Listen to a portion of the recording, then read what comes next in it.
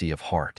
Above the notion that those who have constant possessions have constancy of heart lies a higher level of spiritual and conscious state. Those who have constant faith have constant actions. For those with unwavering faith, regardless of whether they possess constant material wealth or not, no matter how difficult and tortuous the path, they will persevere steadfastly towards their predetermined direction and goals, that is, constant action. Those who possess constant possessions may not refrain from wrongdoing, but those who have constant faith will never transgress. For example, someone may own a small farm, signifying constant possessions, yet cannot guarantee that they won't use pesticides, fertilizers, or even growth hormones on their vegetables and fruits. But for those with constant faith, they won't, because they are acutely aware of the dreadful consequences of transgression. Of course, the constancy of faith depends on what one believes in. If one believes in money is almighty or money can make ghosts grind, then their lifelong constancy will be in the pursuit of wealth. However, regardless of what the faithful believe in, the realm and perspective of those who have constant faith have constant actions far surpasses the realm and perspective of those who have constant possessions have constancy of heart. A pig, once it has a pigsty, possesses constant possessions and constancy of heart. A swan, without a fixed home and without constant possessions, has constant faith. Therefore, the swan can freely soar between heaven and earth, migrate freely with the change of seasons, and fly wherever it wants to go. The thinking style and approach to action in spiritual thinking. Xiefeng. We are already aware of the ladder of thinking in life: material thinking, image thinking, associative thinking, elusive thinking, visualized thinking, taiji thinking, non-form thinking, and holographic thinking. So why do we introduce rational thinking and spiritual thinking? Material thinking, image thinking, associative thinking, and elusive thinking all fall under rational thinking, which is characteristic of human thinking, while visualized thinking, taiji thinking, non-form thinking, and holographic thinking belong to celestial thinking. In other words, rational thinking and spiritual thinking serve as the boundary between human and celestial thinking. If your thinking is rational, do not doubt it. You are undoubtedly human. If, however, you contemplate and handle everything from the perspectives of visualization, taiji, non-form, and holography, without a doubt, you have transcended the ordinary and become celestial. Put simply, if our approach to problem-solving starts from the perspectives of materialism, imagery, association, and illusion, focusing on resolving the issues of survival such as food, clothing, shelter, transportation, and addressing life's inevitable challenges like aging, illness, and death, as well as securing respect, dignity, and a good reputation, and even aspiring to be admired or worshipped, then that is rational thinking, the thinking of humans. Spiritual thinking disregards these factors. Spiritual thinkers primarily consider whether their approach to handling affairs aligns with the will of the supreme life, the Creator, and whether it is consistent with their ultimate goal. In other words, spiritual thinkers make the will of the greatest Creator their own desire and the principles of Tao their guiding rules for action, without considering the benefits to themselves. They ponder whether their actions would please the greatest Creator. For instance, if the Holy Spirit tells you to live in the desert, a spiritual thinker will joyfully head to the desert without hesitation, thinking, "Oh, this is a revelation from the Holy Spirit. I believe in the Holy Spirit, so I should go live in the desert." It's that simple, direct, and straightforward. However, a rational thinker would never think or act in this manner. A rational thinker would ask, "There's no water in the desert, wouldn't people die of thirst? What if there's a sandstorm that buries the house? Live in the desert? Are you insane?" Similarly, if the Holy Spirit tells you to go to Canada, a rational thinker will first check how to get a visa. After finding out that applicants need a bank deposit and monthly bank transactions, and realizing they have neither, they would just forget it. "I don't meet the requirements." But a spiritual thinker wouldn't bother checking the requirements or listening to others' advice. They would immediately start the application process. At this point, you might wonder what the Holy Spirit is and how to know if it's a revelation from the Holy Spirit. Let me explain. The Holy Spirit is not a person. It's the voice within us or the greatest driving force we feel in our hearts. This driving force must bring us joy and excitement, not pressure or fear. You might think that spiritual thinkers have simplistic minds. Let me tell you, the minds of spiritual thinkers are infinitely more complex than those of rational thinkers. Spiritual thinkers belong to a higher dimensional thinking, and rational thinkers cannot comprehend the complexity of spiritual thinkers' minds. This can be demonstrated in three ways. Firstly, spiritual thinkers grasp the macroscopic, while rational thinkers grasp the microscopic. For instance, when seeking employment, spiritual thinkers prioritize whether the job brings them joy and happiness, whereas rational thinkers focus on aspects such as salary, working conditions, and prospects. Why is that? Because spiritual thinkers consider the direction of their lives and whether they can ultimately reach heaven. They are unwilling to do anything that conflicts with their destination. On the other hand, rational thinkers consider whether the job can meet their current life needs and don't consider whether their current actions will affect their ultimate goal. From this perspective, spiritual thinkers consider how to live, while rational thinkers consider how to survive. Secondly, spiritual thinkers consider life, while rational thinkers consider human life. To consider life, one must understand the principles and mysteries of life and its relationship with time and space. To consider human life, one only needs to learn the accumulated knowledge and experience of humanity and understand the operating rules of human society. Thirdly, spiritual thinkers maximize simplicity in handling complexity, while rational thinkers always complicate simplicity. For example, when building a community, those who participated in the construction of our third and fourth branches can recall that the layout and environment of the two communities were beautiful, right? If it were rational thinkers, they would gather everyone to discuss how to lay out and beautify the environment, insisting on drawing plans first, considering the selection of materials and the arrangement of personnel, and so on. However, in the construction of the two branches, there were no such discussions. I just imagined the layout and environment based on the terrain and then told everyone what to do. When everyone worked together, they didn't even know what the final community would look like. Yet, due to excellent cooperation, we completed two beautiful communities in just 2 years.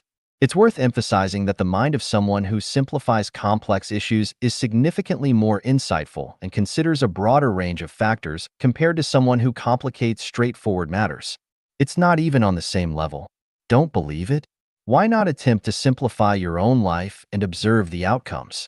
If you think that spiritual thinkers handle things superficially while rational thinkers are meticulous, that's a misunderstanding. For example, when building a house in a certain location, a spiritual thinker might say, just build a housey on high ground using wood and glass. It'll be good if it can last for 2 or 3 years. This would be hard for a rational thinker to accept. At the very least, they would consider the stability of the house and ensure it stands for at least 30 years, right? On the surface, the rational thinker's consideration seems entirely correct. But the crucial point is, the spiritual thinker considers that there will be a major earthquake in the location where the house is built 2 years later. Even the sturdiest house would collapse. Therefore, they suggest just doing it casually. There's no need to go to great lengths and waste financial, material, and human resources. This is something a rational thinker would never think of. So, what about life? Isn't it like building a house in an earthquake zone? Is it necessary to rack our brains and be so serious? My reply to the 4 questions raised by the chairman of the International Federation of Philosophical Societies. Xiefeng. Professor Dermot Moran, chairman of the International Federation of Philosophical Societies, raised the following 4 questions at the opening ceremony of the 24th World Congress of Philosophy held in Beijing on August 13, 2018. Is the relationship between man and society one or many? What is the future of mankind? In the face of uncertain technological innovations such as AI, where are we heading to? Are we facing the problem with a critical eye, and are we seeking verification of this? Is learning to be human for oneself or for others? My reply is as follows. The relationship between man and society is neither one nor many, but a combination. Look at the ant colony and the bee colony from a human perspective. The relationship between each ant and the colony is the relationship between the individual and the whole, the relationship between the cell and the body. If the whole disappears, the individual cannot survive. If the body perishes, the cells die. And without the individual, there is no whole. Without cells, there is no body. So the relationship between an ant and an ant colony is a combination. When looking at human society from a higher level of life than that of human beings, in fact, the relationship between individuals and society is not fundamentally different from the relationship between an ant and an ant colony. Even with wolves and lions, this rule also applies. If there are only 3 people on this earth, then these 3 people will constitute a society, and a single person can only have a chance to survive if they combine with the society. Otherwise, they will inevitably become extinct. The future of mankind lies in the Xiefeng-style communist society. Otherwise, mankind is bound to perish. The path of American civilization will become narrower and narrower. Chinese civilization is a dead end, and the integration of political and religious civilization in some countries in the Middle East will inevitably decline. Intelligent technology will continue to leap forward and cannot be stopped. Eventually, biological robots that are more advanced than humans will be born. In the future, the reproduction method of a mother being pregnant and giving birth to children will be replaced by biological robots with biochemical nursery rooms. As long as there is competition, human beings will be eliminated by biological robots. There is only one way to survive, and that is to produce and live in accordance with Xiefeng-style communism. In the face of these problems, we can neither treat them in a critical way, nor in a way of seeking verification. Criticism can only find problems but cannot solve them. Verification can only cross the river by feeling the stones. It is difficult to guarantee the crossing of the river. Maybe you will be overturned and drowned in the river or by a wave before you reach the center of the river. So, what is the best plan for facing this problem? Answer: to implement the superhuman philosophy, that is, the person who is completely selfless and the most intelligent will make analysis, judgment, and induction and point out the way forward. Remember, the collective wisdom of millions of mediocrities is not as good as the foresight and sagacity of a saint. Democracy is the pursuit of mediocrities, and democracy cannot solve the problem of directionality. Learning to be human is neither for oneself nor for others, but a return to pure human nature.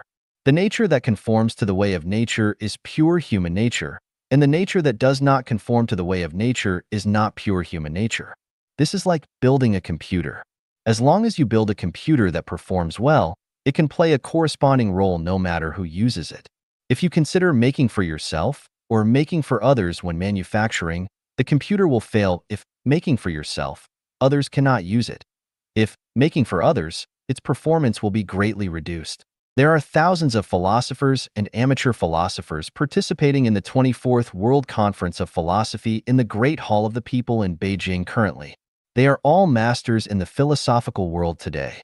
I am willing to challenge the masters, that is, I can solve all the philosophical problems that you cannot solve. Do you not believe me? Bring your problem to me and see how I will solve it. Some perceptions about life. Xiefeng. Everyone's present must be accumulated from their past in speech, behaviors, and performances. Everyone's speech, behavior, and performance are absolutely determined by his inner world.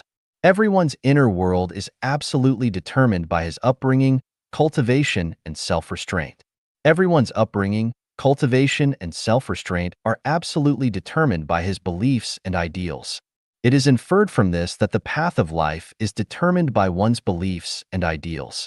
To build the international family, I recently contacted and observed more than 50 communities in the United States and Canada.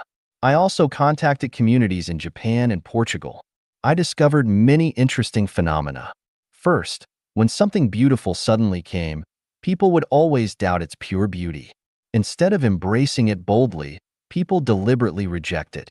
Secondly, everyone has beautiful ideals, but once the ideal things do come, they are at a loss to understand them and will even resist them. Finally, in order to unite the community, the outstanding must cater to and accommodate the mediocre. Once catered and accommodated to, it is tantamount to retrogression, and retrogression is painful. From this, we found that world harmony is not achieved by morality and ideals, not by preaching and guidance, but by the advancement of science and technology, by changes in lifestyle, and by the compulsion to survive. To follow the trend, I recently created my own Facebook account and discovered a new world. That is, I can establish connections with people all over the world while sitting in front of my computer. I have had friend relationships with people in dozens of countries, but I find that people are fonder of expressing themselves than paying attention to others. Not long ago, I got in touch with some classmates whom I had lost touch with over 30 years ago. Oh, I was so happy. I hurriedly shared my decades of experience and insights with everyone. The result was that there were very few responses. It was like throwing a stone in a lake that could not splash any water. It gave me the feeling that this generation, born in the 1950s and 1960s, has been swallowed up by the secular world. Except for enjoying their later life, actually waiting for death, this generation has no more enthusiasm and passion for life. They will not make any special contributions to the civilizational sublimation of this world.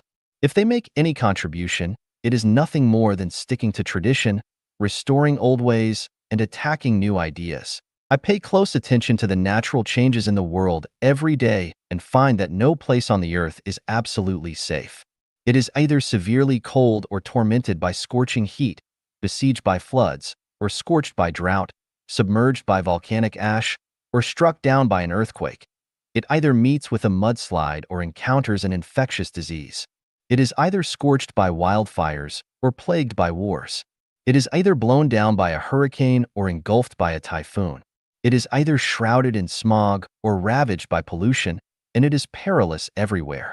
Disasters will befall from time to time. I keep a constant eye on the changes in social ecology, and I found that none of the so many presidents and political elites around the world can come up with a path or plan for the development of human society that the people all over the world will agree with.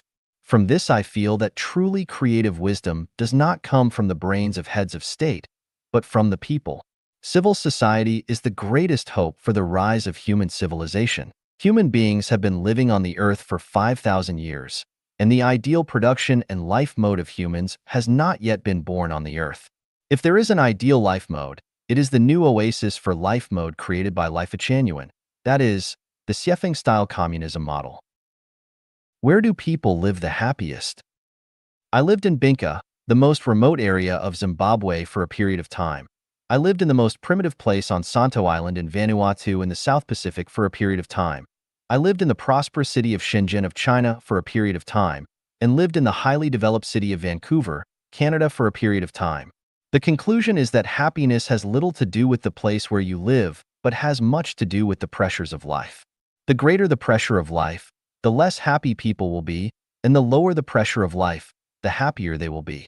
Yesterday I read the article of Songlong Shuhua called The 14 Dregs Left by History in China, Rebellion Without Money, Corruption with Money. I felt that it resonated with me very much.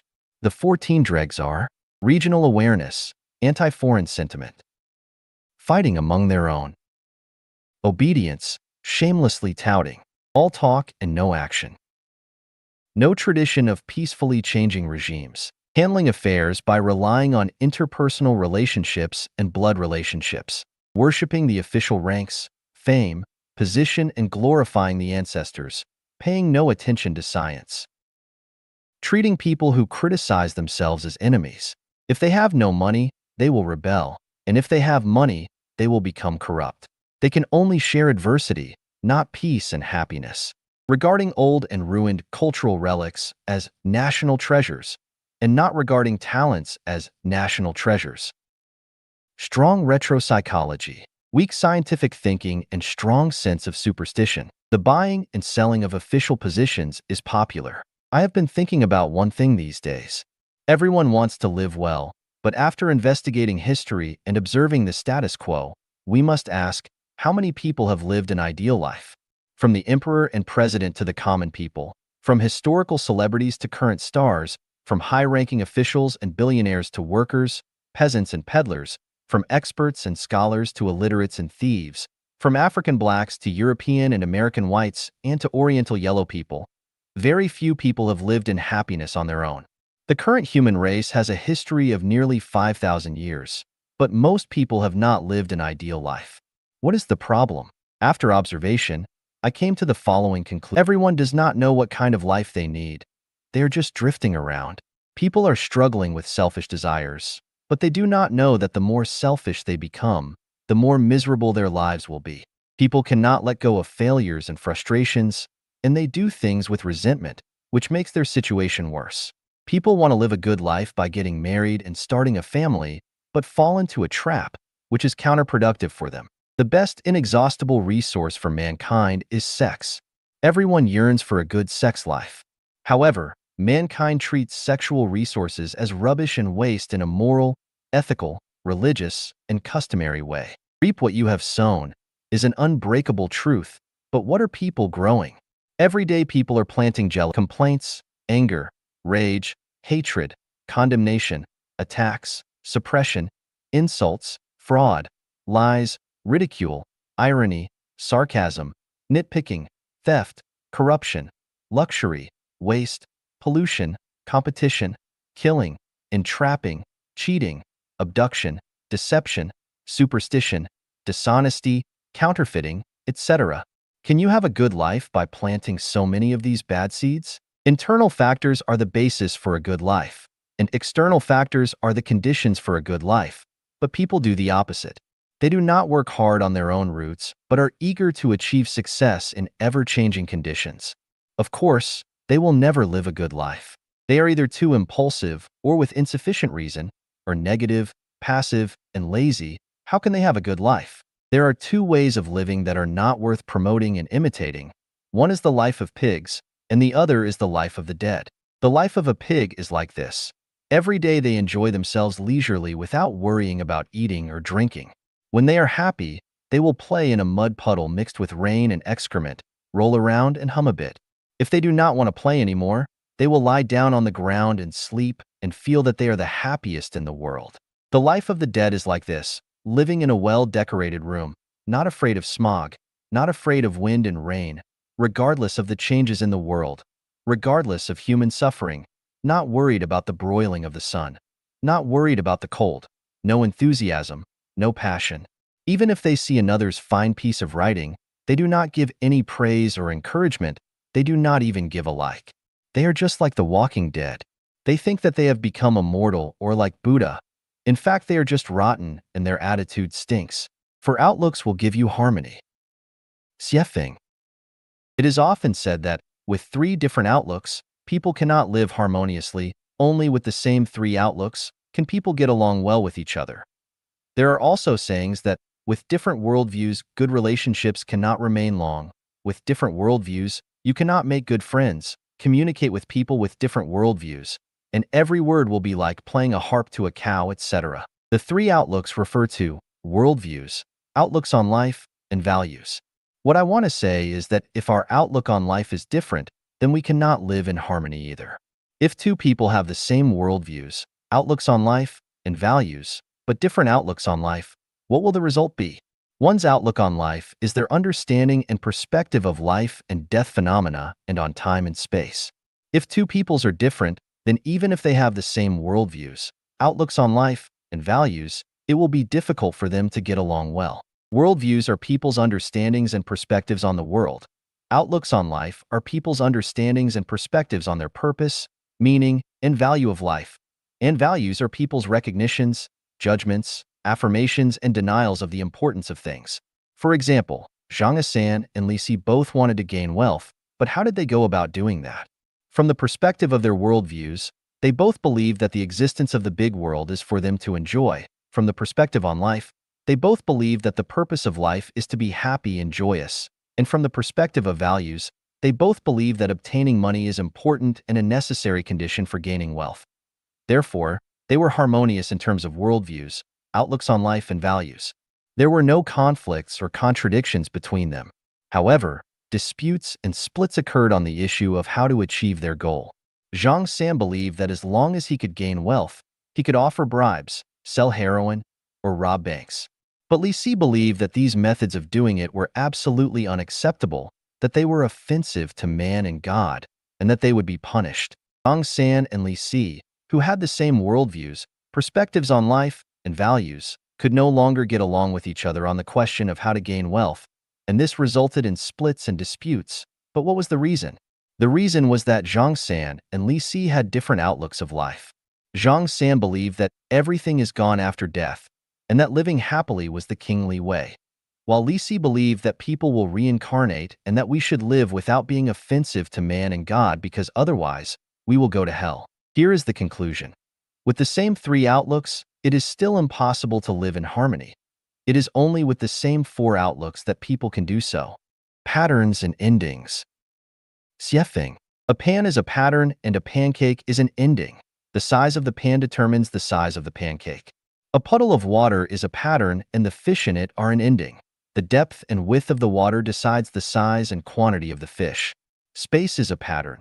If it is small, then it can only hold a grain of sand.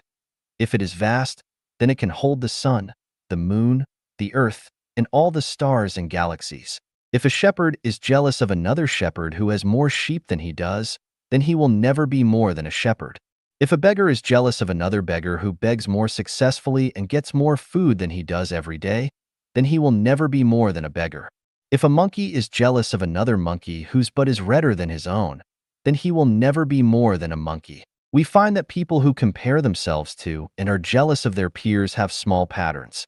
They will always be what they are now because they cannot go beyond themselves. If a person is always comparing themselves with others, then they certainly cannot become a celestial, a Buddha, or a god, because their pattern is that of a human, not that of any of the other three. That is, their pot is the human pot, not the celestial or Buddha pot, so they cannot bake their bigger cakes. A dog who is idle all day except to catch mice has the pattern of a cat and can become one. A wealthy landowner who looks down on the poor has the pattern of a rich man but cannot become a gentleman. A beautiful woman who satirizes people whose appearances are not as good as hers is physically beautiful, but she has the pattern of a thorny vase and cannot become a lady. It can be seen from this that those who look down upon and attack people who are less advantaged than they are generally have very small patterns. Therefore, those who look down upon and bully beggars and peasants in this world have small patterns and small futures. Those who challenge lions and those who challenge mice have different patterns and different endings. Those who challenge an emperor may become an emperor, but those who challenge a beggar can only become a beggar. There is an old saying that peers are enemies. In fact, those who regard peers as enemies do so because their patterns are small. The competition between peers is the cruelest in market competition. Sheep are not satisfied with goats farting, but they are all sheep and they are peers. Yesterday, as I browsed videos on the web, a famous internet figure whom I respected because he had produced several hundred high-quality videos, had attacked another well-known videographer who had produced similar content. He said that the other guy was a liar, and this collapsed my respect for him in an instant because he revealed that his pattern was smaller than I had expected. Those with such small patterns cannot let others live and work in peace and cannot let the world be clear and bright. From this, I found a revelation. Those who always praise and inspire others are people with big patterns, but those who always suppress and attempt to destroy others are people with small ones. Those who have really big patterns acknowledge and praise their opponents, and those who praise their enemies have limitless patterns. We can thus infer these conclusions. Those who have bad relationships with their colleagues have small patterns, as do those who belittle others, attack their peers, bully people who are weaker than they are, contend for profit among relatives and friends, like internal strife, and those who like to show off. People with big patterns can endure humiliation on important tasks. A famous example is Han Xian, who was humiliated by being forced to crawl between other men's legs. To avoid wasting time and energy by bothering with those street thugs, he chose to endure crawling between their legs. Gojian, the king of the Yu Kingdom, sleeping on the brushwood and tasting the gall, sent his wife to King Wu's bed, and even tasted King Wu's feces. Pu Songling, the author of Strange Tales from a Lonely Studio, who was repeatedly frustrated but never depressed, once composed a pair of couplets. Where there is a will, there is a way. After burning one's bridges, the 120 Qin passes finally belong to Chu, and heaven does not fail people who exert efforts. Sleeping on the brushwood and tasting the gall, 3,000 Yu soldiers conquered the Wu kingdom. We can see that his pattern was huge. If you were walking along a road and someone hit you, what would you do? People with small patterns would immediately scold, "Are you blind?" But those with large patterns would just smile and say, "I'm sorry, please forgive me for being in your way." People with big patterns will have good endings. The bigger their pattern, the better their ending. With a small pattern, you can only march in place, or even retreat. Do you want to be a celestial being? Then do not compare yourselves to others, do not make a fuss with others, and do not compete with others. Consciousness, structure, and energy are the three elements of the universe. Xiefeng. Look at the boundless world. What is caught by our eyes is material structure. Without structure, there is no material. For the various marvelous spectacle of lives, the differences lie in the differences of structures. Structures decide the forms of lives.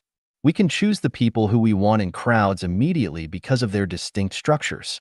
We can easily find a peony among many types of flowers because peony structures are distinctive. We identify everything by identifying their structures. The universe is full of invisible energy which only reveals itself by attaching itself to structures.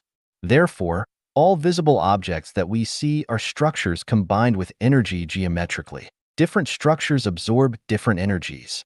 The wonder of the pyramids lies in their structures.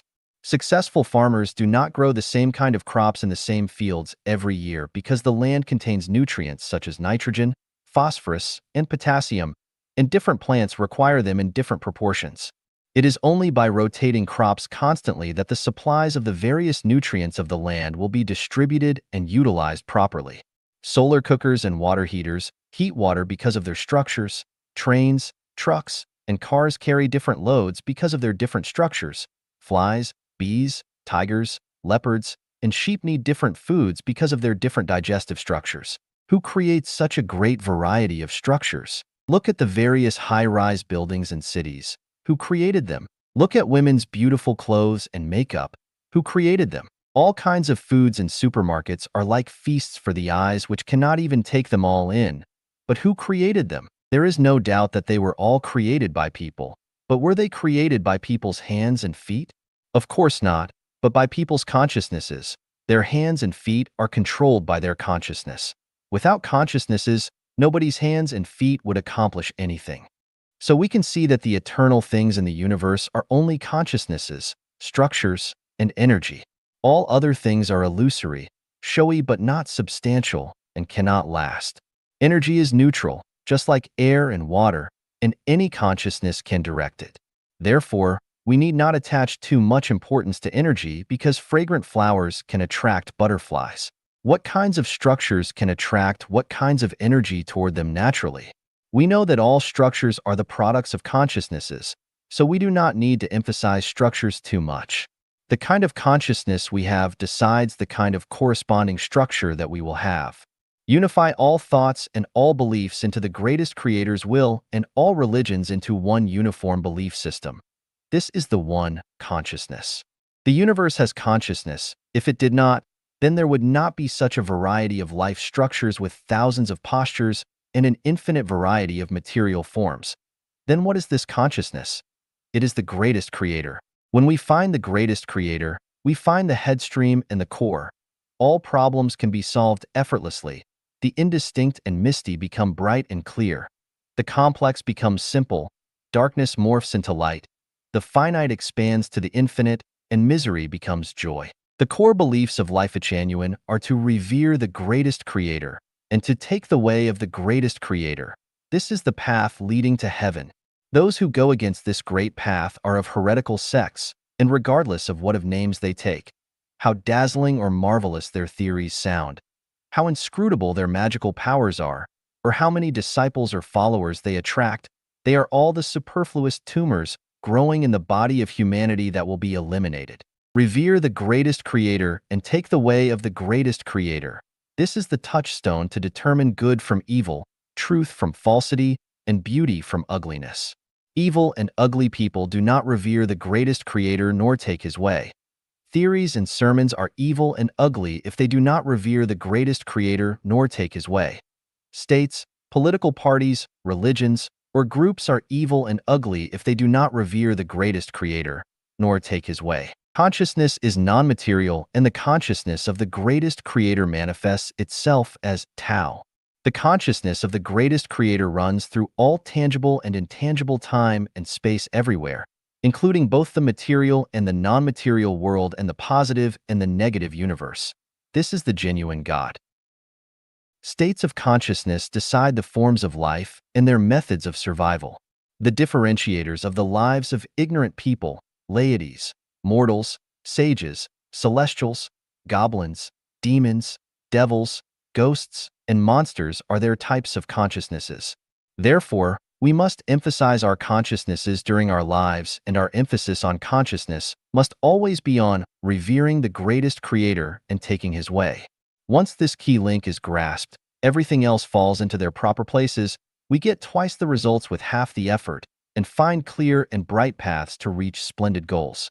We will ultimately accomplish the spiritual state of immortality and attain the life structure of higher level space and reach the other shore to realize our ideal. I believe that all government's officials, industrial and religious leaders, and company bosses do understand these principles very well. Abandonment is an achievement. Xiefeng. Abandonment is an achievement. Xinding Celestial. It seems that abandonment is an achievement is a contradiction, but it is actually great wisdom, though beyond the ordinary people's comprehension and imagination. It embodies an ingenious realm, a boldness of vision that looks far ahead and aims high above the common and vulgar, a tactical strategy to have the situation well in hand, with great will to reach the top. The more you possess, the more trouble you have. It seems that will be much easier to abandon something at the proper time. If we constantly pursue possessions but refuse to ever abandon them, those possessions will become burdens and encumbrances. One who wishes to take a long trek to appreciate the attraction of distant scenery must take very little luggage, for the more they take, the more tired they will become, the slower their journey will go, and the less likely they will be to reach their destination. Life is but a journey which life travels through in the mortal world. The destination of the journey depends entirely on how far we travel during our lifetime. Those who possess too much in the mortal world will not be able to reach a more wonderful place. If they cannot abandon their possessions, they will only continue marking time with the samsara of the mortal world. If we hold fast to something, we cannot grasp anything else with our hands. If a room is filled with clutter, it is hard to add shiny, new appliances. If our minds are full of wants and desires, our spirits will be so exhausted that we will find it impossible to appreciate a new realm with dense willows and bright flowers or reach a spiritually pure land. Therefore, abandonment is an achievement. To abandon the past is to achieve the future. Abandoning a profession frees us to engage in another one. It is only by abandoning private ownership that we can achieve public ownership or even non-ownership. Only by abandoning being a human that we can achieve being a celestial being or Buddha. Only by abandoning the mortal world can we reach the fairyland. Only by abandoning the traditional family that we can enter the new oasis for life, and only by abandoning the state that we can enter the great unity. Abandon, abandon, abandon. Open a door and others will close automatically, but close a door and others will open automatically. As with a woman, when single, men will flock to her actively, but once she becomes engaged or married, they will stay away from her. Xinding Celestial's full quote was, "People say that it is tiring to live. Why might life be tiring? Because they are unwilling to abandon, and they always want more. Having obtained wealth, they still want reputation, fame, and status. Not realizing that the more they possess, the heavier their burden becomes, they will get more and more exhausted throughout their journey of life. Actually, abandonment is an achievement. Anyone who wants to lead a relaxed and free life in the mortal world must learn to abandon. Only continual abandonment will lead to continual transcendence. What should we abandon as people? That depends on where we want to go. If we want to go to hell, of course we should abandon sincerity, kindness, and beauty, so that we can gain falsity, wickedness, and ugliness. Only by breaking through the moral bottom line can we revel in evil of every kind. Only by abandoning love can hatred sprout, grow, blossom, and bear spiritual fruit. Only by abandoning faith and honesty can we be petty men. Only by abandoning hope can we get despair. Only by abandoning sublimation can we ensure that we will continue the samsara in the mortal world, struggling in a boundless sea of bitterness. So, abandonment is achievement. Generally, my purpose is to lead mankind into the Life Echanuan era, to learn about the identifying brands of the Life Echanuan era, refer to my 800 values for New Era Human Being, which describes the life of genuine era with specific details. For individuals, I am here to guide people to the 1,000-year world, the 10,000-year world, and the Elysium Islands continent. For this, I need people to abandon states, religions, political parties, and family lives. Only by abandoning these 4 items can we achieve happy, joyous, free, and blessed lives which are characterized thusly. The talented will be put to good use, and the whole world will be one family. No one would pocket anything found on the ground, and doors are not bolted at night. To unify all thoughts and all beliefs into the greatest Creator's will, and all religions into one uniform belief system. Everything will be in complete harmony, and everyone will be happy. As for the individuals, people need to abandon these 9: marriage, traditional families, states, religions, political parties, private ownership, outdated regulations, corrupt customs, and moralization that restrains human nature. The ways of God and Buddha, their egos. Abandonment is an achievement. Without abandoning marriage, it is impossible to achieve a state of being happy, joyful, free, and blessed.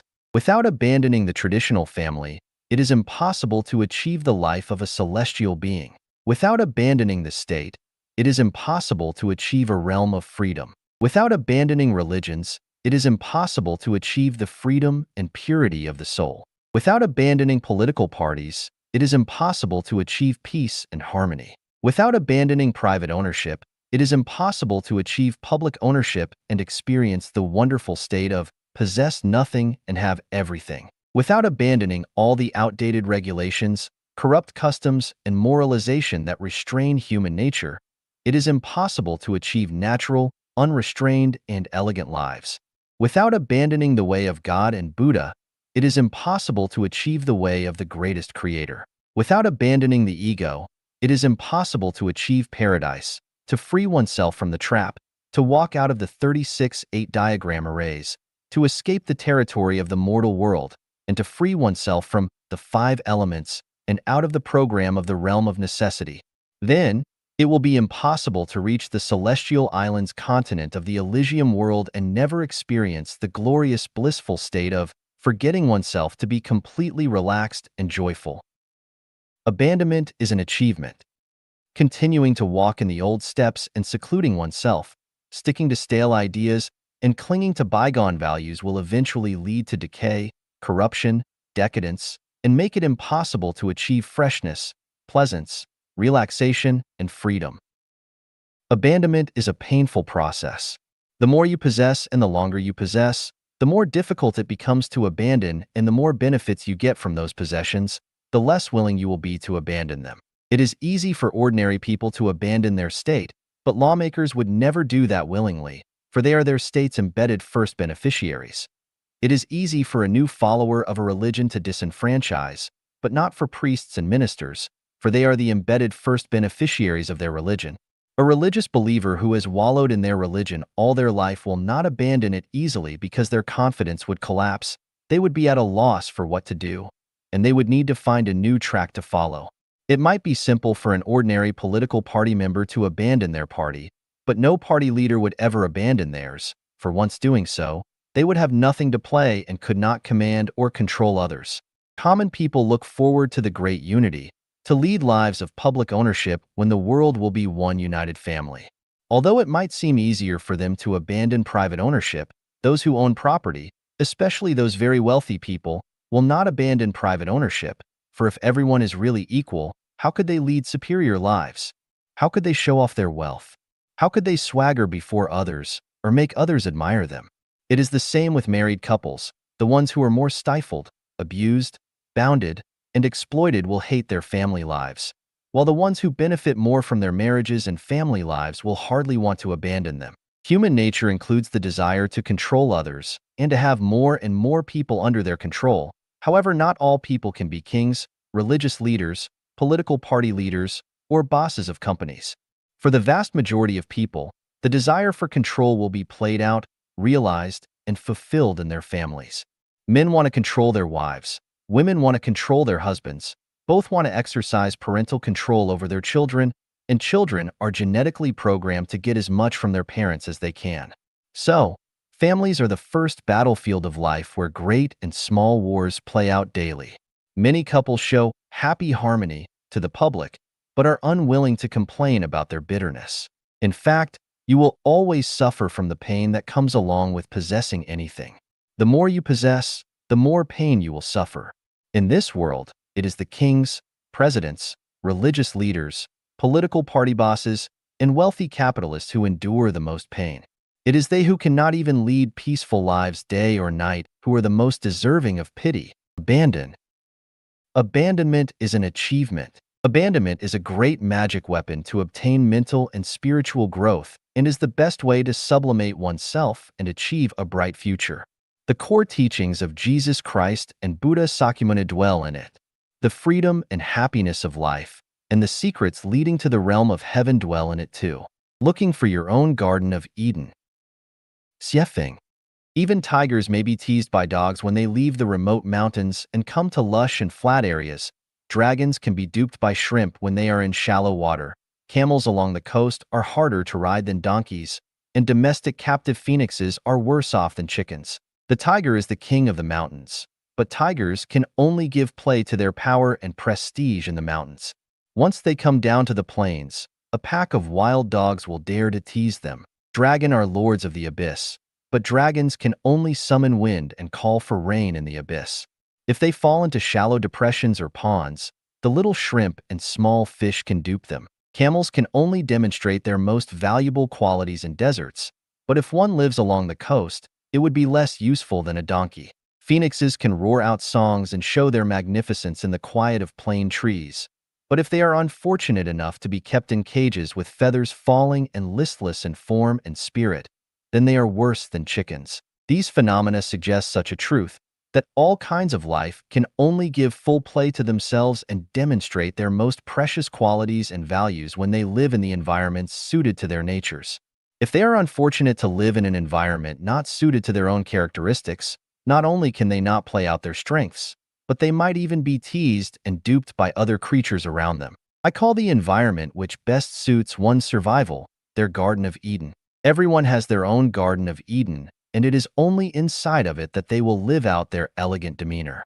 If you are away from your Garden of Eden, you will be frustrated and have difficult times and even be regarded as a waste or good for nothing by others around you. The white swan was unfortunate to live within flocks of chickens and ducks in the beginning, being laughed at and mocked by them, and was ridiculed as the ugly duckling.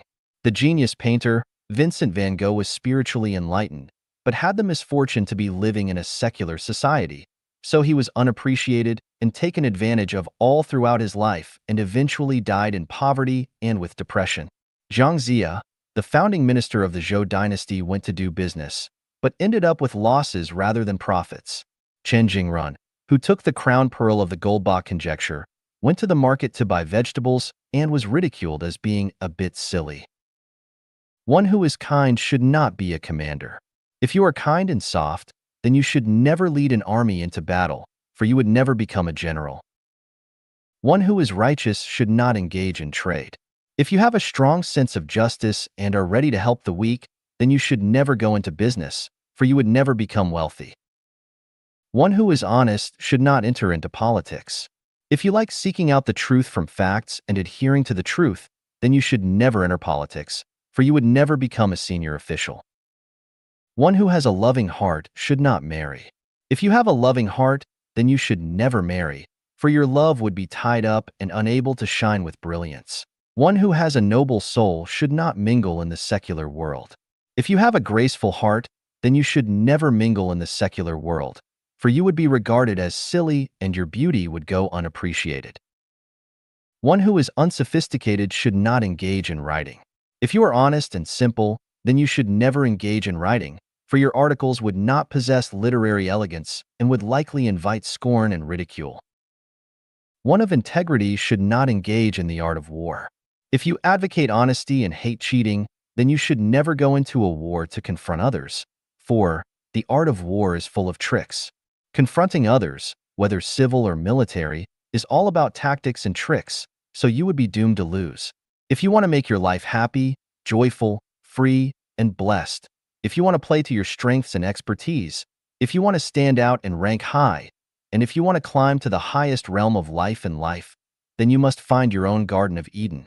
If you come from the 1,000-year world or the 10,000-year world of heaven, then you must not envy the world's high positions and great wealth, and not waste your time trying to get your ideal life from the mortal world, because its soil is not suitable for you to grow in, bloom, and bear fruit. Your Garden of Eden is in heaven, not in the mortal world. Seek out those people who appreciate you, are nice to you, and who like you, but do not try to change anyone, especially those whose ideas and views are always against yours. A leopard cannot change its spots. One cannot change one's essential nature. To those people who have different frequencies of mind and consciousness, no matter how impressively you sing their praises, how you comfort them, how you attempt to persuade them, they will never appreciate your feelings or understand your intentions. Even if you open your heart to them, they will still be indifferent and persist in their old ways.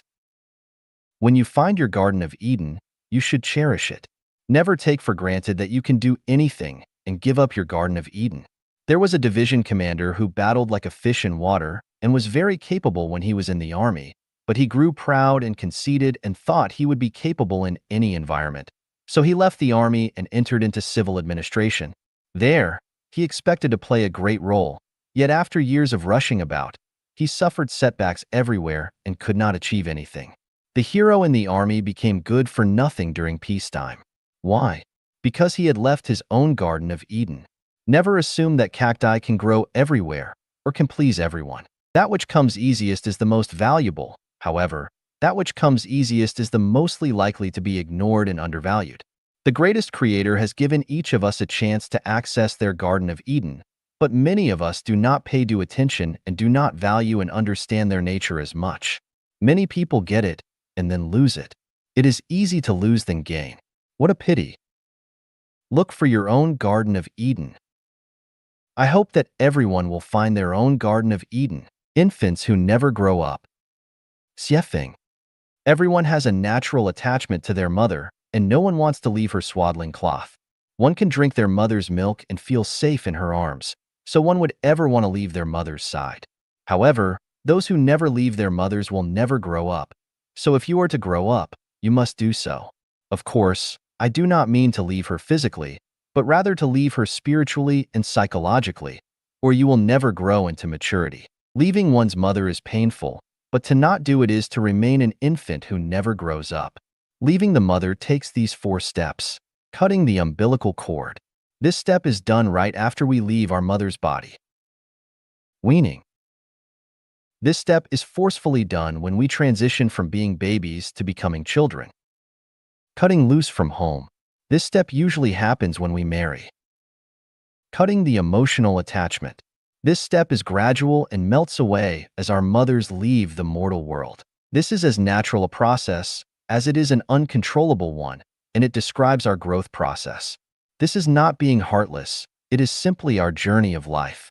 Many people have left their mothers in form, but not in essence. Their mother complex is transformed and demonstrated in other ways. When we were young, we thought that we could not survive without our mothers, and when we grew up, we felt that we could not endure without our states. People all over the world defend their states. National defense is designed to protect the mother state, and so military expenditures on national defense worldwide is alarming. This is an unnecessary waste. If people around the world had no states, civilization could ascend to a much higher level, but people are attached to their mother states, and no one wants to wean. The ideal of the absence of the state is not a fantasy, and if everyone were to become Chanyuan celestials, then states would naturally disappear and they would become historical memories. The more powerful and intrusive that states become, the more contradictions and conflicts that they inflict upon their people, the heavier that the burdens they place upon them always become.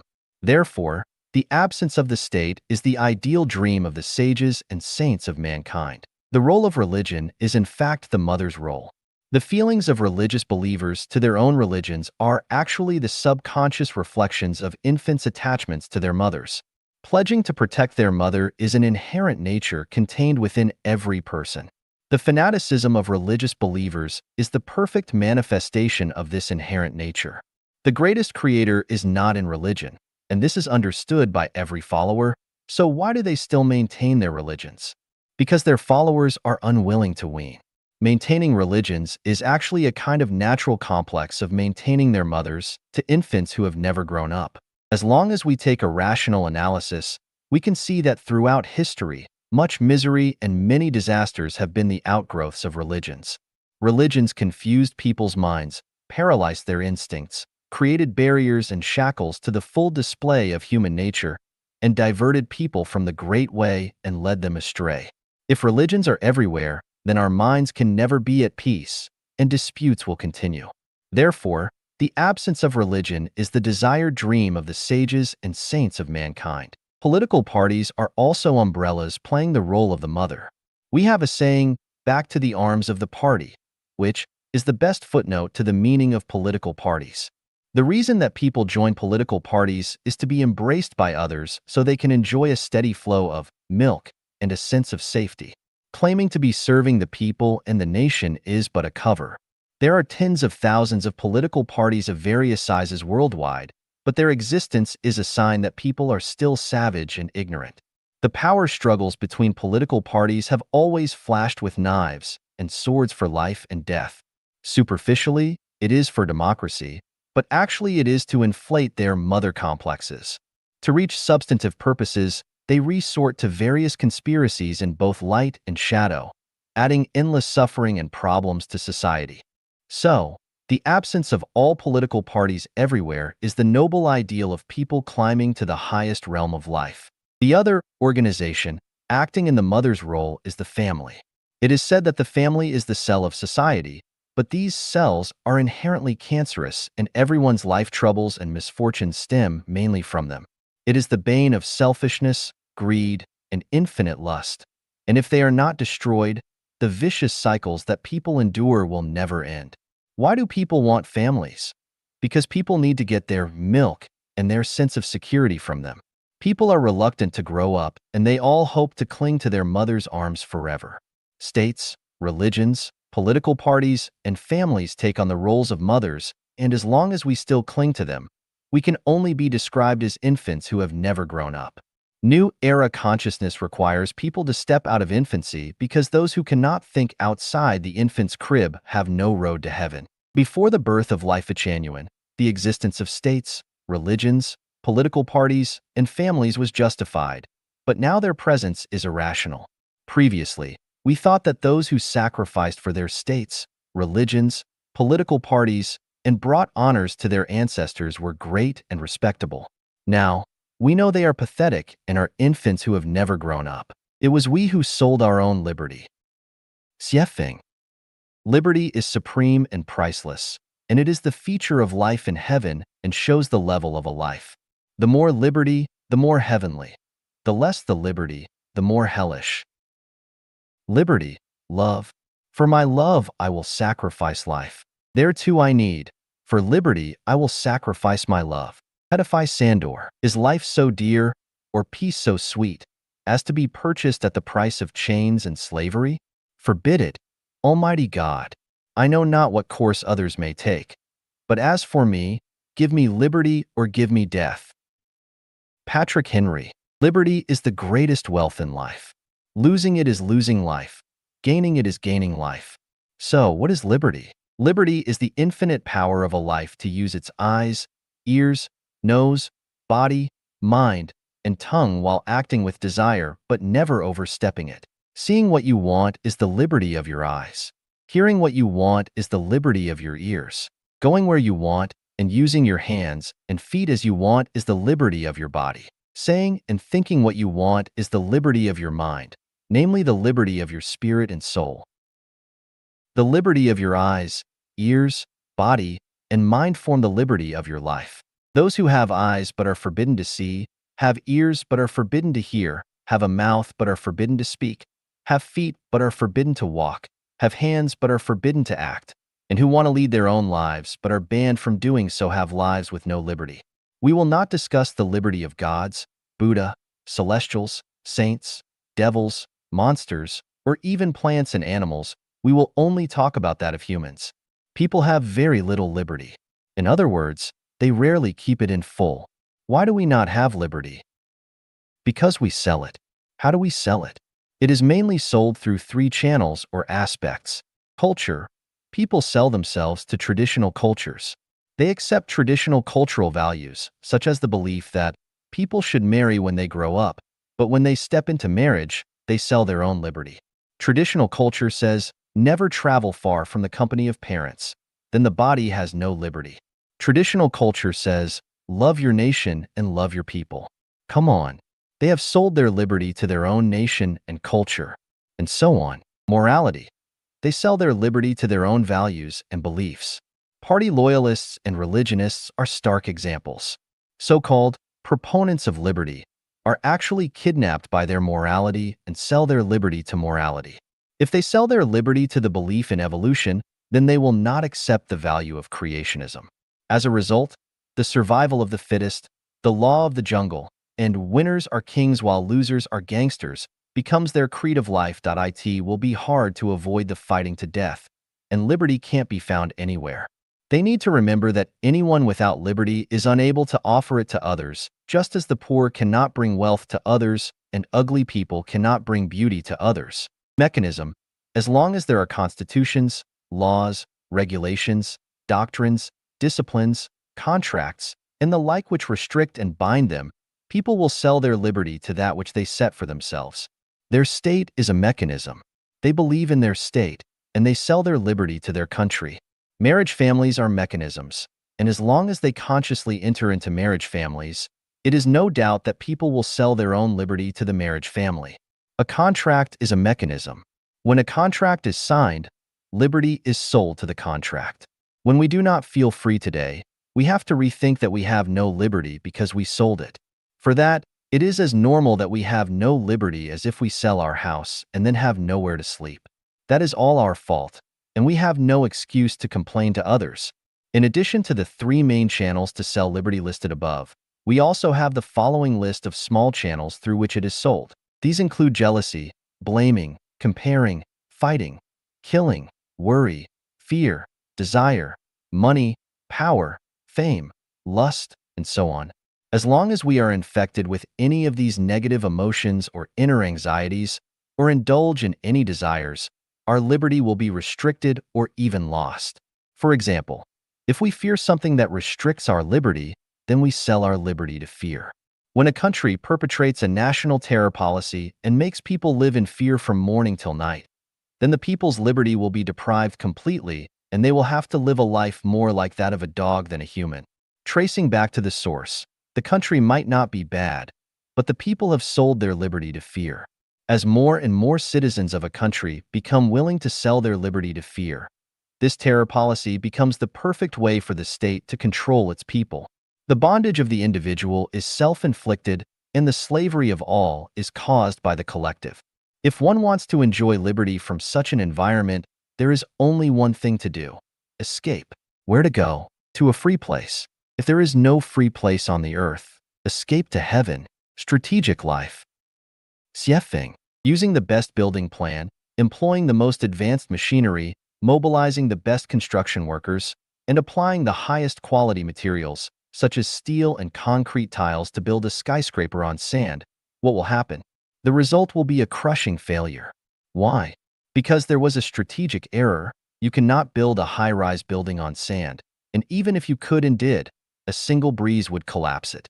If it is strategically wrong, any tactical success is equal to zero. As in the example above, the building plan, the advanced machinery, the excellent construction workers, the high-quality materials, and other tactical successes will ultimately have zero value because of the strategic mistake. Strategies are overall planning and designs. Tactics are specific measures to achieve them. If the strategy is wrong, then even the best tactics are ultimately hopeless efforts. Sun Tzu's The Art of War includes strategies and tactics. Life also includes both. The so-called strategic life must grasp and operate life from the macro perspective, or life must first have the right ideal with the right directions and goals. Otherwise, no matter how diligent you are, how hard you try in your lifetime, you will end up fruitless. I once drilled a well in a remote village in the Binga area of Matabeleland in the North Province of Zimbabwe. First, I mobilized all the villagers and built nearly 10 kilometers of road, and we cut down the trees that blocked the vehicles along both sides of the road. Then trucks loaded with the drill and other materials and workers entered the construction site in a formidable array. Hundreds of villagers cheered like thunder and supported us with great enthusiasm. After 2 days of drilling down to a depth of 90 meters, not a single drop of water had been found. The drilling failed.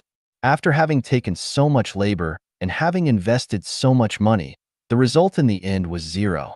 Why was that? The reason lies not in tactics, but in strategy.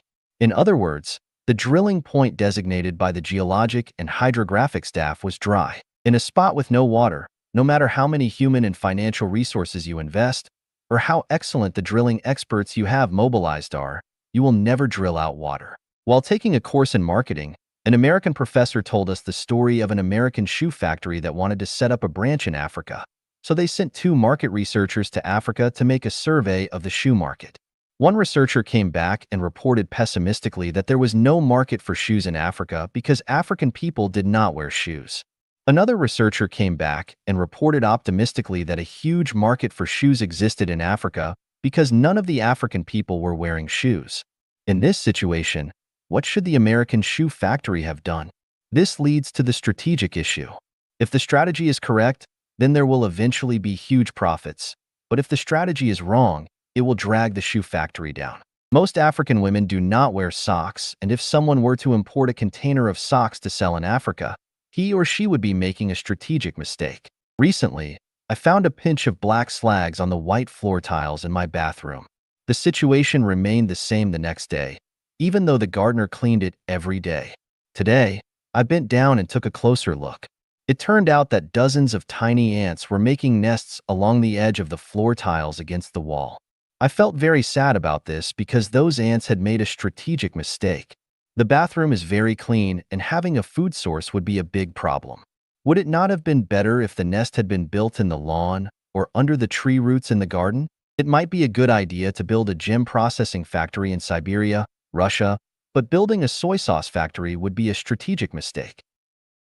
Now let us come back to the strategic issues of life. The first strategic issue of life is to give play to your strengths and to do the things that you want to do. If a profession is not right for you, or if it does not make you feel comfortable, then do not force yourself to do it. You would be better off staying idle than forcing yourself to do it because this is a strategic issue. Once you make a strategic mistake, your whole life will be trapped into building castles on sand. Had the Nobel Peace Prize winner, Mother Teresa, not helped the helpless and lonely people, but rather studied radioactive elements like Marie Curie, she might not have accomplished anything at all. Likewise, if Chen Jingrun, who took the math crown pearl by solving the Goldbach conjecture, had been sent to manage the marketing department of an HR firm, it could have ended up in a complete mess. If a person is tone deaf, but wants to learn music or wants to be a singer, then they would be making a strategic mistake of life. I have a distant uncle. He became an apprentice to a carpenter at an early age. 3 years later, he could not even make a chair without help from his master. That is to say, my distant uncle had made a strategic mistake of life.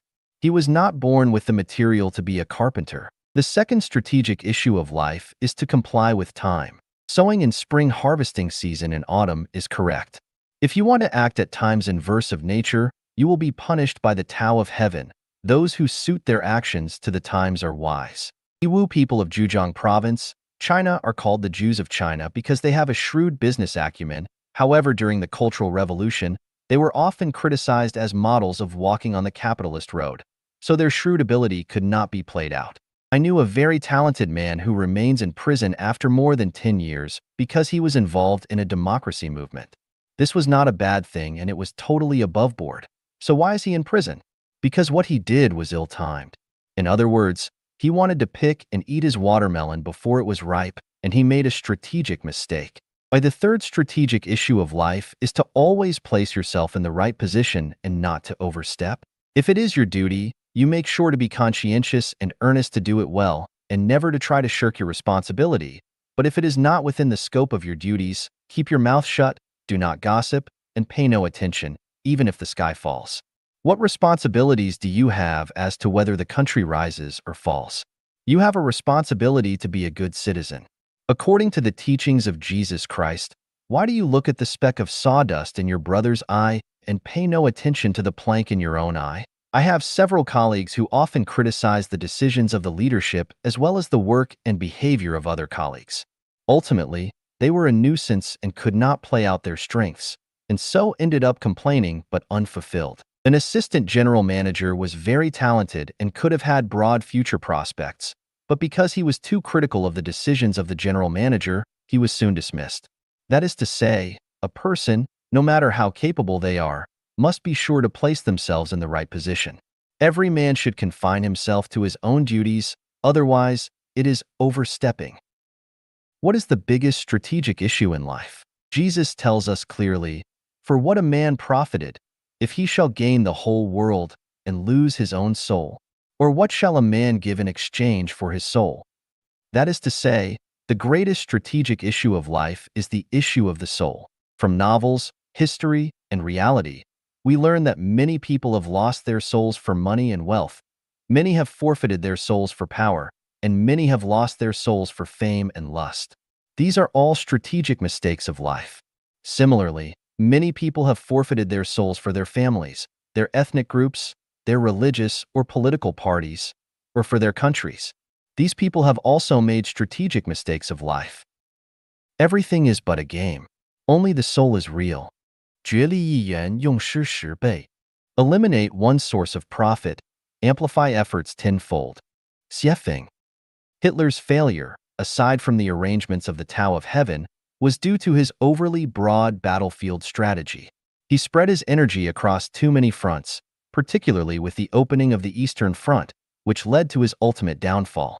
To stand out, one must concentrate energy on a single point. The principle of a solar cooker is to focus the sunlight reflected by hundreds of small mirrors onto one point.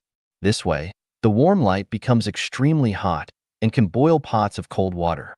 By concentrating energy on a single point, one can generate powerful and incredible strength. Jesus taught that with faith as small as a mustard seed, one could instantly move a tree into the sea. The reason we cannot achieve this is that our energy is scattered. Our desires are too numerous and too great, and we seek to obtain too many things. The blind hear well, the deaf see well. Eliminate one source of profit, amplify efforts tenfold. If we focus our desires on one point, our desires will be quickly satisfied.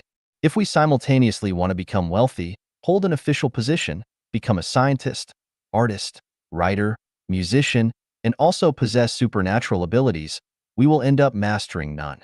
The reason our spiritual senses cannot be activated is that we overly rely on our sensory functions: sight, hearing, taste, smell, and touch. If we lose these functions, we can rely entirely on our spiritual senses. If you cover your eyes and block your ears, how do you perceive the world while suspended in midair? Only through spiritual senses. The better our spiritual senses, the less reliant we are on the physical body. Life can indeed be sustained by mental energy alone. If we could reach such a state, we would hardly need our sensory faculties and could control our life and death, leaving the human world at will. If we want to stay longer, we can freely enjoy life. If not, we can leave whenever we wish. Eliminate one source of profit, and efforts are amplified tenfold. Eliminate 10 sources of profit, and efforts are amplified 100-fold. Jesus asked us to give up family, property, and everything to become his disciples. This is not heartlessness, but a way to better direct our emotions. Laozi taught us to put ourselves last in order to be first, to externalize ourselves to preserve our true selves. Buddha taught us to be free from the notions of self, others, lifespan, living beings, and dharma. These teachings guide us toward possessing supreme enlightenment wisdom. If a person cannot save themselves, how can they save others? If they do not know their own future, how can they guide the masses? Therefore, there are too many blind teachers in the world, misleading their disciples. Self-reliance is essential.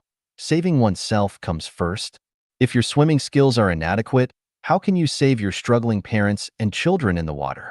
Moreover, in the vast ocean, even if you can save them, how will you do so? Where is the shore? After rescuing your loved ones, where will you take them? Parents are a benefit, children are a benefit, Studying and working are benefits. Making friends is a benefit. Serving society is a benefit. Supporting a family is a benefit. Marriage is a benefit. Earning money to buy a car and house is a benefit. Honor and status are benefits. If you can eliminate one, two, or three of these benefits, you can amplify your efforts tenfold to accomplish great things in life. Ultimately, you will have everything. Letting go of everything allows you to gain everything. The ancient Chinese were wise. They taught their children and disciples, in books, there are houses of gold. In books, there are beauties like jade. The meaning is clear. Do not rush to pursue immediate benefits and beauties. Everything you desire is in the books. As long as you study well, everything will naturally come to you.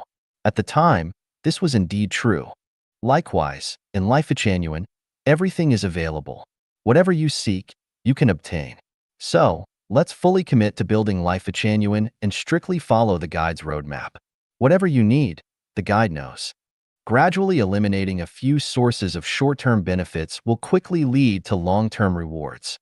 黑洞中的太阳, the sun in the black hole. 斜缝. Let's conduct a simple experiment. Hang a 100-watt bulb in a room with white walls. You'll find the light to be very bright, fully demonstrating the bulb's value. Now, cover the ceiling and walls with black cloth, and you will notice the change. It seems much dimmer, as if it were a 15-watt bulb instead of a 100-watt one. What's going on here? The brightness of the bulb depends on the reflectivity of the surrounding surfaces. The stronger the reflection, the brighter the light. The weaker the reflection, the dimmer the light. If there is no reflective material around, or if there is no material at all, the bulb emits no visible light, even if it remains hot. The brightness of night depends on the moon reflecting sunlight. A full moon on the 15th day of the lunar month is much brighter than the new moon on the first day, because the full moon reflects more sunlight. If the sky is also covered with thick clouds on the first day, the darkness can be so profound that you can't even see your hand in front of your face. There is a sun within a black hole, but because there are no reflective materials, it doesn't emit light. It's not that the sun isn't there. It's just that nothing is there to reflect its light. Even if a light source is close, without a medium to carry the light, we will never see it, even if it's right next to us. No matter how great a thought is, if there's no medium to reflect it, its greatness will forever remain unknown.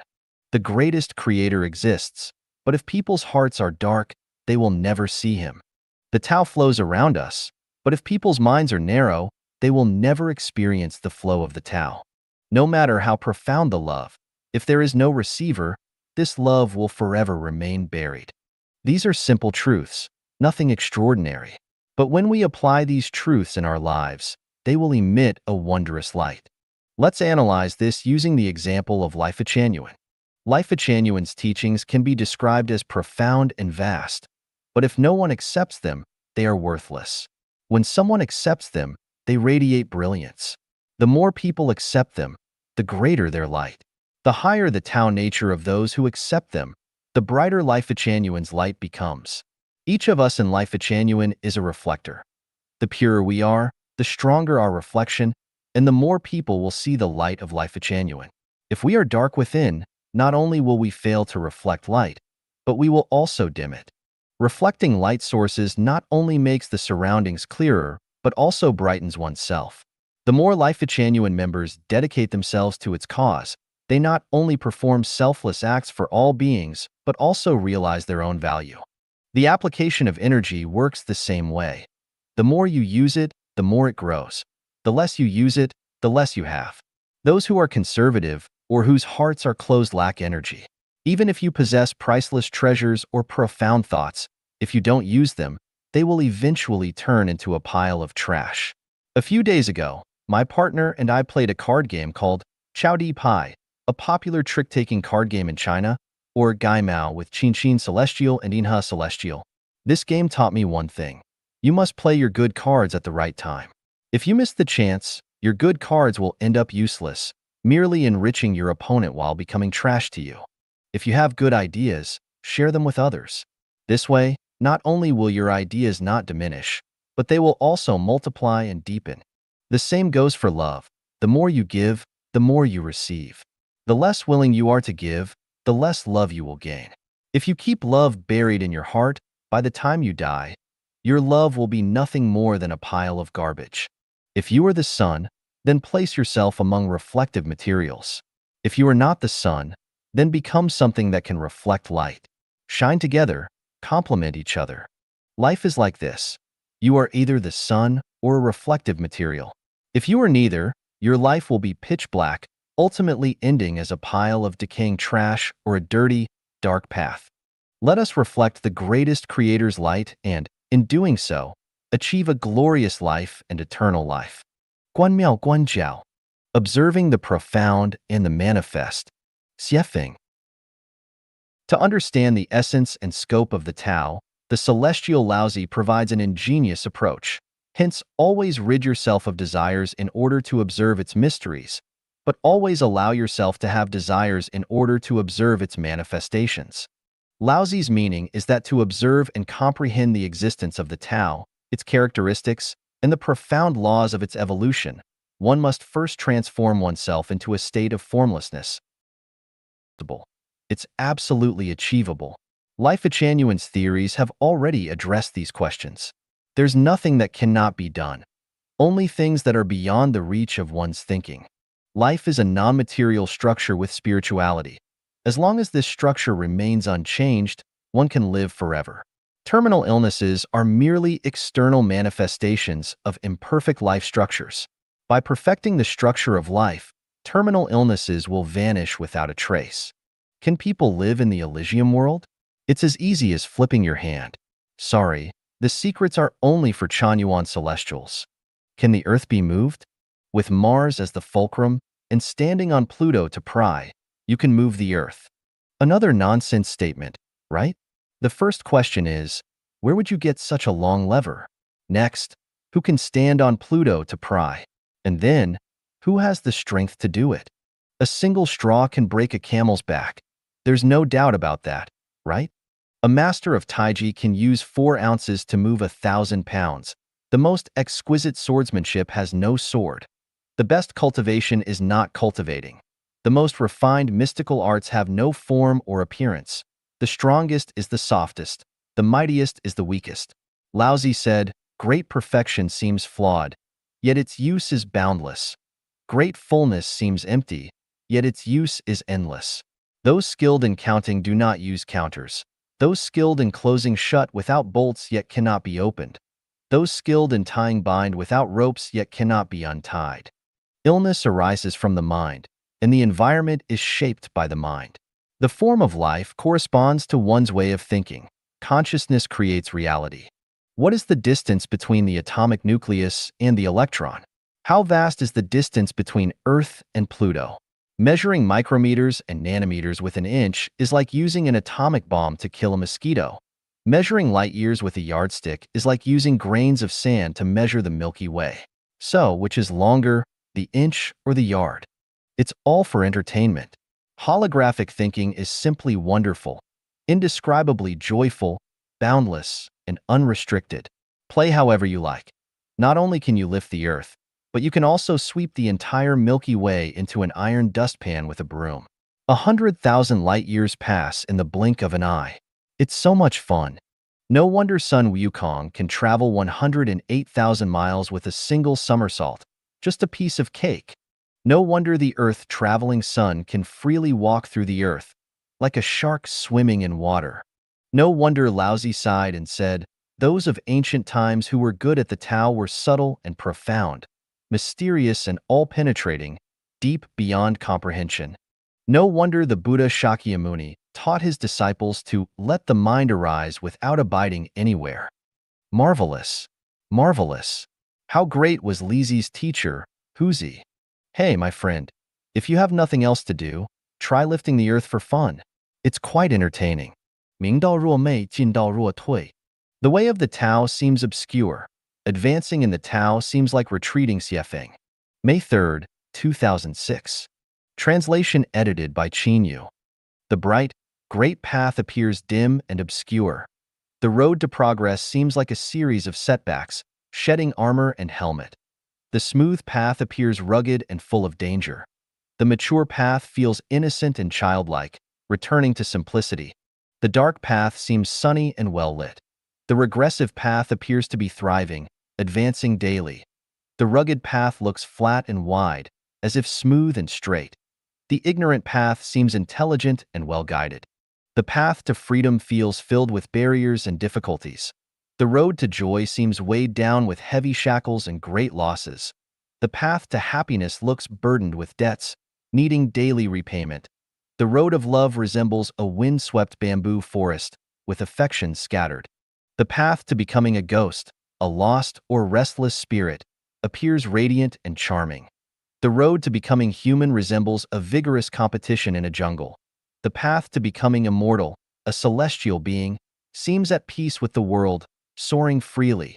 The way to becoming a Buddha, reaching enlightenment, feels like drunkenness and dreaming, moving against the current.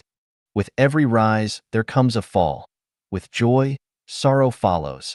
Having much inevitably leads to confusion. Worrying much brings spiritual dizziness. The less one has, the freer they feel. The more one has, the more entangled they become. Starting with hard tasks makes the rest easier. Starting with easy tasks makes them harder. The more arrogant and self-important one is, the more they are despised. The humbler and more modest one is, the more they are respected and cherished. The more desires one has, the larger the door to desires becomes. The more one restrains, the smaller the door becomes. The more intangible and spiritual one becomes, the more grounded they feel. The more materialistic and practical one is, the more hollow they feel. The more one has, the emptier they become. The less one has, the more fulfilled they are. To put oneself last is to be first. To step outside oneself is to truly exist. Those who speak of the Tao do not know it. Those who speak of goodness are not truly good. Those who speak of virtue lack it. Those who speak of trust are untrustworthy. Those who speak of wealth are poor. Those who speak of power lack it. Those who speak of fame are unknown. Those who speak of love are loveless. Fullness is useless. Emptiness is useful. Colors blind the eyes. Sounds deafen the ears. Objects dull the senses. Desires cloud the spirit. In vagueness, there is form and substance. In darkness, there is essence and truth. In yin, darkness, there is yang, light. In yang, there is yin. The material world reflects the non-material and vice versa. Humans resemble ghosts. Ghosts resemble humans. Buddhas resemble demons. Demons resemble Buddhas. Satan may appear tender, while divinity strikes like lightning. Within fortune lies misfortune. Within misfortune, fortune grows. Flexibility endures, rigidity breaks. Kindness can lead to harm, love to hate, affection to folly, hardship to wisdom. Those who rush are shallow-rooted and wither quickly. Those who proceed slowly are deeply rooted and grow strong. Distance tests a horse's strength. True intentions are ultimately revealed. The highest goodness flows like water. The greatest virtue grows like grass. Great wisdom floats like clouds, and love stands like a mountain. Endure the night, and the day will come. Endure shame, and glory will follow. Endure softness, and strength will emerge. Endure the microscopic, and you'll understand the grand. Flowers attract butterflies naturally, but forcing them into a net brings sorrow. A peaceful mind flows naturally. Forcing calm leads to unrest. A clean body wards off illness, but endless medicine is like scratching an itch through a boot. A pure heart attracts celestial beings, while chaotic practices are like fishing for the moon in water. Those who try too hard fail. Those who cling too tightly lose. The strong age. The rich become poor. Those who know others are wise. Those who know themselves are enlightened. Those content with what they have are rich. Those who recognize wealth are content. To take, first give. To destroy, first build. To capture, first release. To love, first offer a small taste of hate. Reversion is the motion of the Tao. To seek sweetness, first endure bitterness. To be a teacher, first be a good student. To make money, first distance yourself from it. To become an official, first love the people. To enter a park, first buy a ticket. To win a lover's heart, always give them freedom. To become a noble Chanyuan celestial, a member of Chanyuan, always remain humble. The way of the Tao seems obscure. Advancing in the Tao feels like retreating. By thinking unconventionally, the path reveals itself amid dark willows and blooming flowers. 最高级的交流方式 The highest form of communication. Xiefeng, May 9th, 2006. There are many ways for lives to communicate with each other. Through gestures, forms, postures, scents, images, language, and spiritual connections. For instance, some insects, like ants, primarily communicate through their antennae, which is a form of physical communication. The Venus de Milo-inspired communication involves conveying information through physical forms. The graceful dancing of swans during courtship and human dance are examples of posture-based communication. Animals, such as female sheep in heat, emit scents, which male sheep follow to complete a transaction. Images, advertisements, and similar media primarily rely on visual communication. Language is the main way humans communicate with each other, but the highest form of communication is spiritual. Spiritual communication is the universal language for all life in the universe. It transcends race, space, and time, allowing humans to communicate spiritually with insects, plants, animals, people who speak different languages, deities, ancient people, and future beings. Spiritual communication is free from barriers. It can occur directly, face-to-face, or indirectly, across great distances. A connection of hearts spans the universe, bridging billions of light years in an instant. Humans can communicate with insects and plants, and these organisms can sense human attitudes toward them. They can perceive human emotions like joy, anger, sorrow, and happiness. If insects overrun a house, a friendly spiritual attitude can persuade them to leave. A flower in a room will grow exceptionally beautifully and release health-promoting scents if its owner communicates affectionately with it. Humans can also communicate spiritually with nature. By treating the sun, moon, mountains, rivers, and plants with kindness and friendliness, nature responds with perfection. In a thriving natural environment, expressing love through spiritual communication will result in protection from those plants and animals. Even a bee or a blade of grass can play a significant role at a crucial moment. Though this might seem incredible, it is a reality that happens everywhere, all the time. Humans can communicate with deities.